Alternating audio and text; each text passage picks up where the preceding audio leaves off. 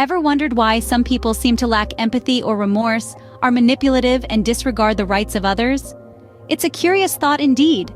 You see, human behavior is a complex tapestry, woven with the threads of different traits, emotions, and actions.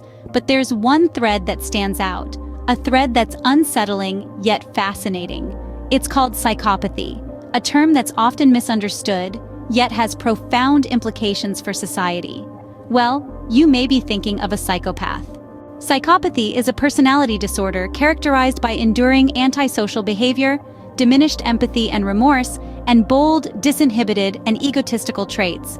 Psychopaths often appear normal, even charming, but underneath, they lack conscience and empathy, making them manipulative and volatile. It's a complex condition that scientists believe is caused by a variety of factors, including genetics and the environment. The primary traits of a psychopath include a lack of empathy for others, a high degree of manipulation, and an inflated self-view. They're often impulsive and irresponsible, showing little regard for the rights and feelings of others. While it might sound like something out of a horror movie, psychopathy is more common than you may realize.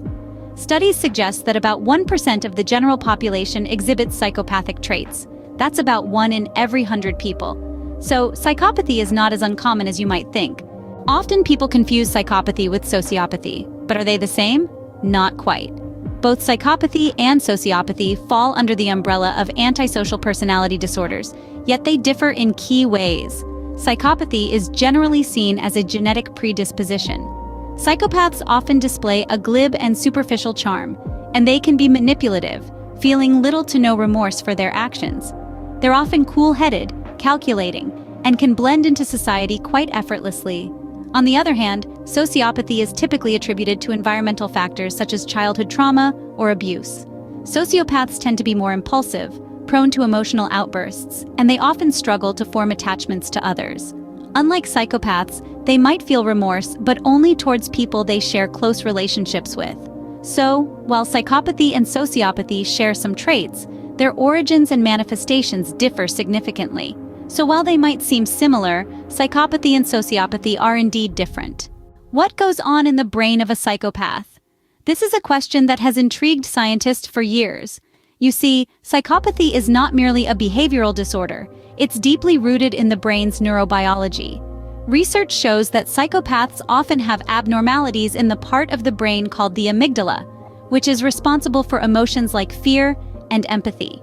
In a typical brain, the amygdala sparks a response to emotional stimuli, such as a sad face or a scary situation. But in the brain of a psychopath, this response is markedly reduced. This lack of emotional response might explain why psychopaths show a cold disregard for the feelings of others and lack the capacity for empathy. Additionally, psychopaths tend to have a hyperactive reward system, which means they are constantly seeking stimulation, often without considering the consequences. Thus, it's not just behavior, it's also about what's happening in the brain. This understanding can help us empathize with and better manage individuals with psychopathy. Is psychopathy a result of nature or nurture? The age-old debate. Let's delve deeper. Research suggests that psychopathy might be a cocktail of both. Genetic influences do play a part. Some studies have pointed to a particular gene variant that could be associated with aggressive and antisocial behaviors. However, it's not as simple as having a psychopath gene. On the other side of the coin, environmental factors also have a significant role. Childhood trauma, neglect, and abuse can contribute to the development of psychopathic traits.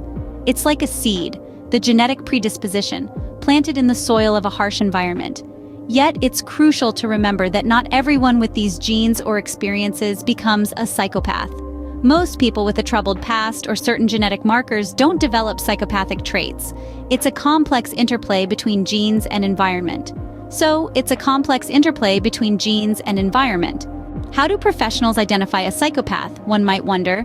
Well, they have a tool at their disposal, the Hare Psychopathy Checklist. Developed by Canadian psychologist Robert D. Hare, this checklist is a diagnostic tool used to rate a person's psychopathic or antisocial tendencies. It's not a quiz you take online, but rather a comprehensive evaluation performed by a trained professional. The checklist looks at 20 traits such as pathological lying, lack of remorse or guilt, and failure to accept responsibility for actions. Each trait is scored on a scale from 0 to 2, with 0 meaning it doesn't apply at all and 2 meaning it fully applies. However, it's not as simple as tallying up a score. Interpreting the results requires expert understanding of the nuances of human behavior. The checklist isn't a standalone diagnostic tool, but rather a part of a broader clinical assessment. And remember, only a professional should make such a diagnosis. How does psychopathy affect daily life and relationships? Well, let's delve into that. Psychopathy can profoundly impact relationships, ranging from personal to professional, even romantic. At a personal level, psychopaths often display manipulative behaviors, exploiting others for personal gain without remorse.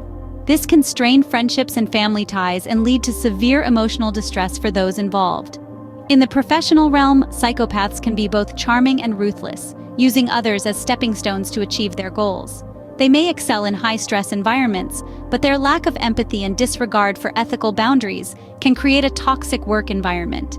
Romantically, a relationship with a psychopath can be a whirlwind of highs and lows. Initially, they may be extremely charming and passionate, but this can quickly shift to controlling and abusive behavior. It's important to remember that psychopathy is not a reflection of the victim's worth or character. Being around a psychopath can indeed be challenging, but understanding their behaviors can help in managing these interactions. Are all psychopaths criminals? This question might have crossed your mind at least once. Let's dive into it. While it's true that psychopathy is overrepresented in the criminal population, it's essential to debunk the myth that all psychopaths are criminals. In fact, some psychopaths are successful business people, politicians, or even surgeons, leveraging their unique traits to excel in high-stress, competitive environments. What makes psychopaths more prone to criminal behavior is their lack of empathy, disregard for others' rights, and impulsive nature. However, it's crucial to note that not every person who commits a crime is a psychopath. Similarly, not every psychopath commits crimes. Many manage to live within societal norms despite their condition. The relationship between psychopathy and crime is complex and multifaceted, not a simple cause and effect. So, not all psychopaths are criminals, but they are overrepresented in the criminal population. Can psychopathy be treated? This is a question that has intrigued many. The answer is not simple. Psychopathy is a complex condition that poses significant challenges for treatment.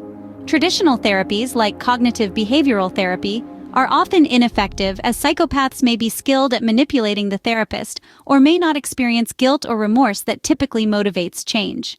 However, potential treatments are being explored. One promising approach is focusing on psychopaths' positive traits, such as their fearlessness and boldness, and channeling them into constructive paths. Another approach is early intervention in childhood, when the brain is still developing and more malleable. This involves teaching empathy and social skills and providing a supportive and stable environment.